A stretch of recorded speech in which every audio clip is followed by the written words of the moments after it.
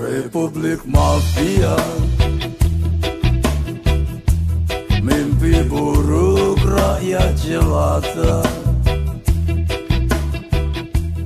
Oke, ada rumus dalam sosiologi. Ini anak-anak FISIP nih yang belajar sosiologi ini.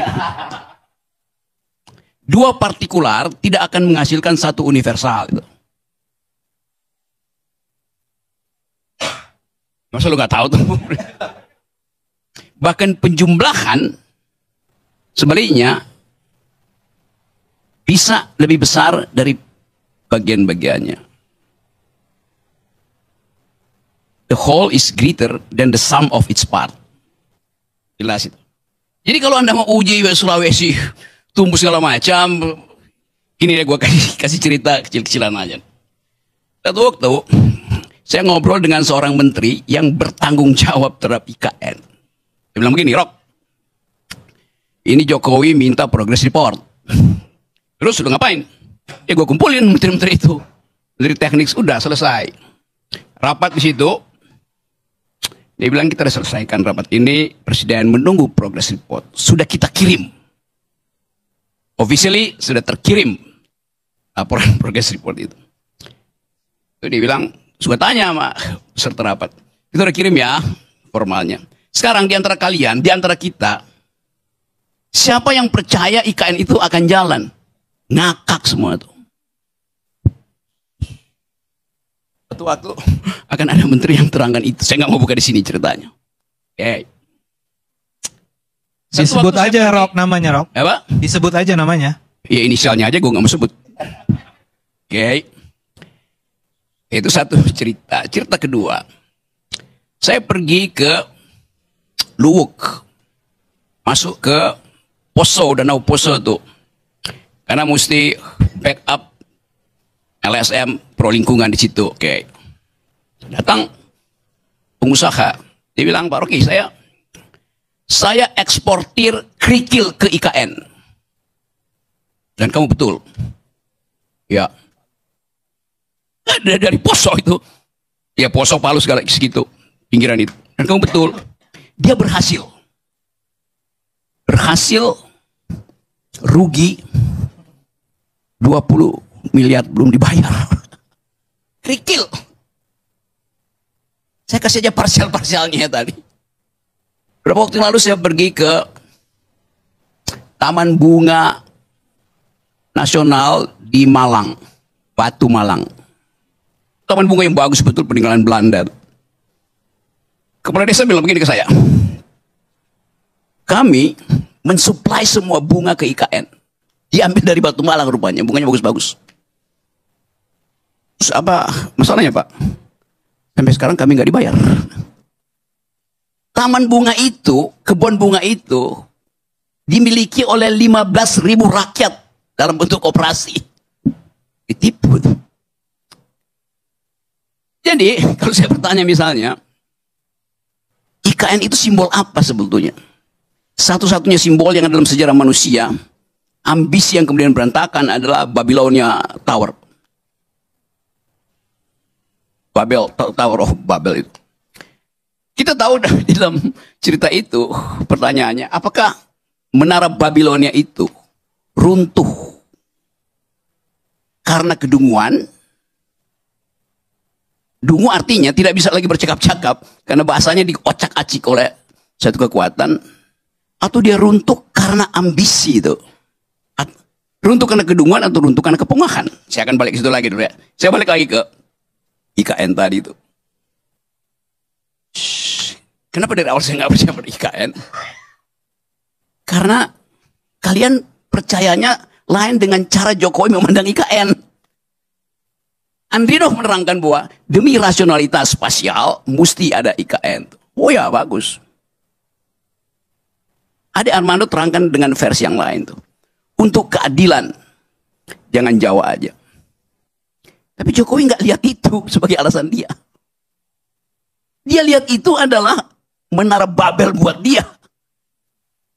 Jadi Anda dikacaukan bahasanya oleh seseorang yang punya inspirasi tentang Babel, tentang IKN itu. Ya lanjut lagi ya cerita-cerita itu. Satu waktu saya tanya pada Pak JK itu, Pak JK, gimana ceritanya sih kok ada IKN? Kata Pak JK, dukun aja nggak bisa jawab. Tanya Pak JK, ini karena JK udah pernah ngomong ke saya. Satu waktu saya bercakap-cakap lagi dengan Sultan Hamengkubuwono yang kemudian pakai baju menolak bala. Dia nggak ngerti apa yang ada di situ selain cerita mistik. Jadi yang Anda sebut rasional itu bagi Jokowi bukan itu yang dia maksud. Artinya dia menunggangi kedunguan kalian. Ya ini begitu jadinya kan. Saya lanjutkan lagi ya, kenapa saya nggak percaya ya. Mulai dari soal mobil SMK itu. Ngapain? Lu tahu satu peristiwa yang dia udah bohong, lu masih terima lagi bohong lebih gede kan? Soal IKN coba. Sebelum soal SMK itu ada soal pemindahan waktu Pak Jokowi masih wali kota yang terus-menerus didampingi oleh Andrinov. Pemindahan pasar itu. Saya cerita lagi nih ngoceh-ngoceh di sini. Atau saya kasih kuliah di UNS 11 Maret. Saya lagi kasih kuliah, tiba-tiba masuk notes kecil. Bung, pakai Bung. Setelah saya kasih kuliah kita mau ngobrol ya. Itu Jokowi masih wali kota loh itu. Oke. Saya kasih kuliah, saya tanya mana yang mau ngomong. Mau bicara apa? Metodologi, teori? Bukan, kami bukan dosen. Saya pikir dosen. Ternyata beberapa pemuda itu diutus oleh seseorang, saya lupa namanya, yang adalah tokoh PKI, ketua pemuda rakyat pada waktu itu, anggota komite sentral PKI, masih hidup waktu itu, namanya apa namanya? Pak Karni tahu ya?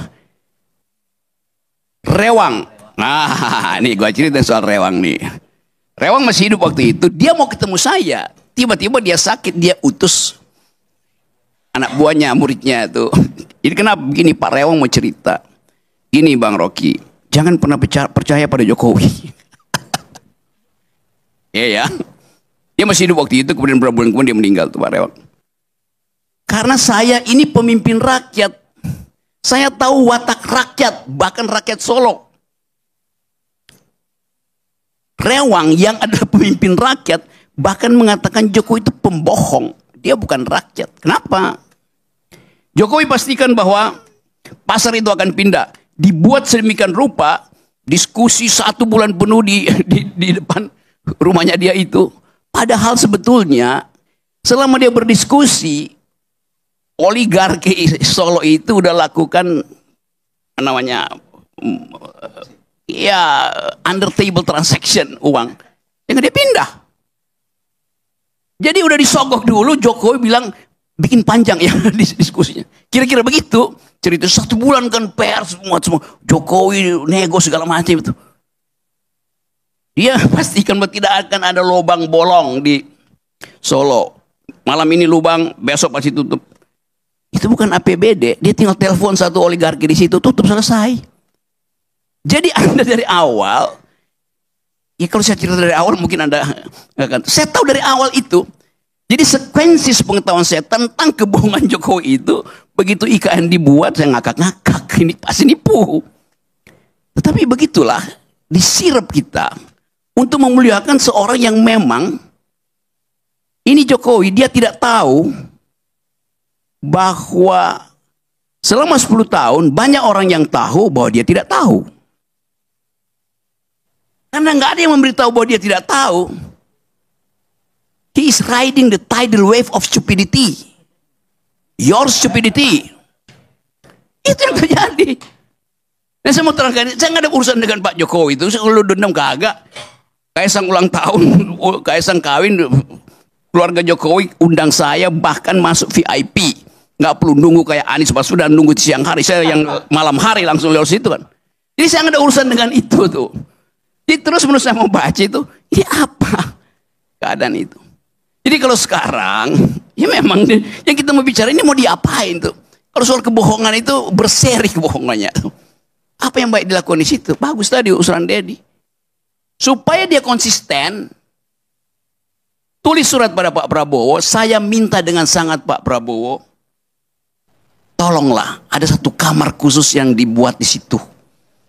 Walaupun anggarannya mungkin cuma 10 miliar atau 100 juta. Untuk anak saya, supaya dia bisa menikmati legasi yang saya bayangkan itu. Apa yang bisa dilakukan oleh Gibran di situ? Jadikan istana itu sebagai, bukan sebagai tempat pangkalan LPG 3 kilogram. Dijaga langsung oleh Gibran. Masalahnya Bung Rocky, kebanyakan kabupaten kota di sana tidak termasuk daerah apa namanya itu konversi. Jadi malah mereka nggak nikmati tuh walaupun dari sana gasnya. Kita ingin supaya Prabowo bikin kepres yang khusus untuk menyenangkan Jokowi. Junto anaknya itu. Kenapa begitu? Pak Gibran sendiri bilang ada masalah, lapor Wapres. Kan udah ada kota besar lapor Wapres. Jadi coba kita lengkapkan kedunguan ini. Terima kasih.